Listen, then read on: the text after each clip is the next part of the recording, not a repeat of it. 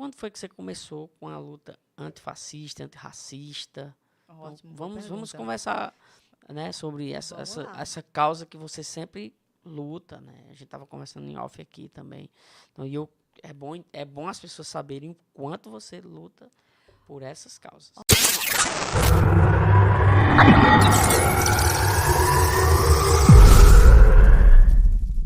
Olha, Anderson, eu vou remontar à infância, assim, de forma inconsciente, para chegar na consciência. Eu sou uma mulher negra, inegavelmente, né? Sim. Venho de pais negros, sempre fui muito estudiosa, como eu já falei, e na escola eu era Nádia até eu tirar as notas boas.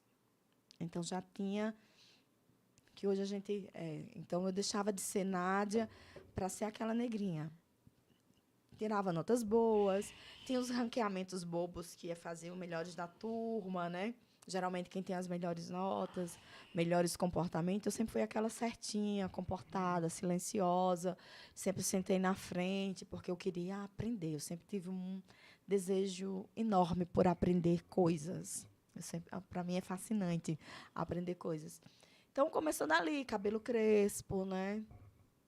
Ah, você nessa fase tudo é muito delicado, então a gente tem que ter muito cuidado com o que a gente diz às crianças. E eu cresci nisso, sabendo, sempre fui a menina bonita em casa, mas fora na escola eu era ranqueada lá para trás, né, tinha a lista das bonitas, né, e tinha a lista das feias. Eu estava na lista das feias. E isso foi incomodando, mas eu não sabia o que era. Então fui crescendo com isso, com a feia, do cabelo duro. E eu era alta para a idade. Hoje eu sou baixinha, mas eu esticava, era bem mais alta, uma das mais altas na classe. Então era o coco, aquele tira coco sem vara, eram os apelidos, né? De branca só tem os olhos e os dentes. O cabelo de pichain, cabelo duro, cabelo de bombril, todas essas coisas horrorosas que ainda acontecem. Então eu ouvi muito isso, né? Ouvi muito isso. Só que a gente da minha geração era um pouco mais, eu não sei, protegido do que a de hoje. Que não é que seja, nunca foi certo, mas a gente tem um pouco mais de defesas, né? Hoje a nossa geração, a geração de agora é uma geração mais sensível, né, mais depressiva também. A gente vê que essas coisas afetam muito mais. E tem que afetar mesmo porque não são legais. Mas a minha geração, a gente partia, eu não era de Arengá, mas partia para devolver o xingamento. A gente não se encolhia tanto. É uma coisa da geração, né? Não estou culpando a geração, não. Bom, e aí eu comecei a trabalhar, e ocorreu a oportunidade de eu ir para um evento, uma formação, que era a formação em relação a paz nas escolas, que trabalhava com relação à violência nas escolas. Então, entre elas, as violências raciais. E eu estava assistindo uma palestra da professora Isabel Santos, do CERT, que é o Centro de Estudo das Relações de Trabalho, CDA de São Paulo. Mas você já foi na graduação? Não, isso aí já estava trabalhando, já bem depois. Eu me descobri, assim, conscientemente negra, né, já depois dos 20 anos, já uns 25 anos, por aí. E eu estava assistindo a palestra, né? Era uma semana inteira, várias semanas, a gente foi várias vezes, que era para protocolos de como trabalhar a comunicação não violenta, como trabalhar as escolas para que a violência fosse minimizada.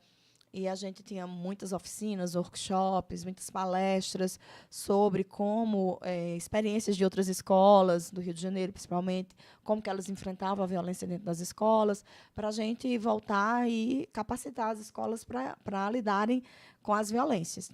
Entre elas estava a violência racial, o racismo. E eu estava assistindo essa palestra e ela começou a mostrar muitas situações. Aí apareceu o cabelo duro, apareceu os xingamentos, essas coisas, e como que os livros didáticos tratavam as pessoas negras com feições simiescas, né, com todo mundo bonitinho, e as pessoas negras com o rosto de macaco, animalizadas. E foi falando das diversas formas que o racismo na escola ocorre. E eu estava no final da sala, eu comecei a chorar.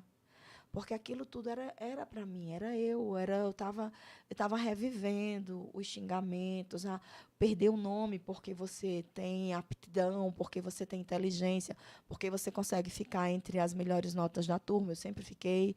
E aí eu fui me vendo e fui entendendo que aqueles meus desconfortos, que aquele meu incômodo, que aquela minha tristeza daquilo tudo, que lógico, eu nunca me deixei abater, tinha um nome, era racismo. E aí eu chorei, ainda bem que eu estava no fundão da sala, porque eu chorei, chorei, chorei, chorei, chorei, e aí eu entendi. Então, a minha vida inteira eu sofri racismo e não sabia nomear. E eu tomei a decisão, daqui para frente, essa vai ser minha linha de luta e de enfrentamento na vida e no campo que eu trabalho, no campo do ensino. Faz 20 anos, mais de 20 anos que eu leio, que eu pesquiso. Meu doutorado e meu mestrado são voltados para as questões étnico-raciais. E é uma questão de vida da pessoa, Nádia Farias, mas também da pesquisadora Nádia Farias, da docente Nádia Farias, da leitora Nádia Farias, da escritora Nádia Farias, porque é muito importante que outras pessoas que estão nas escolas, passando também, ainda hoje, depois de tanto tempo, passando por essas violências, por racismo, por discriminações, por causa da sua cor e dos seus traços, do seu cabelo. Minha forma de contribuir para que outras pessoas, para tentar minimizar isso. Então, se eu consigo chegar até os professores, até as pessoas com as minhas palestras, com os meus livros, com a minha militância, com o meu ativismo, se eu puder com isso minimizar, porque eu não vou dizer erradicar, porque seria, né? Mas é o sonho, obviamente. É isso que eu faço, é isso que eu quero fazer enquanto eu estiver existindo. É lutar contra o racismo com as armas que eu tenho, que é a pedagogia, que é a escrita, que é a minha fala.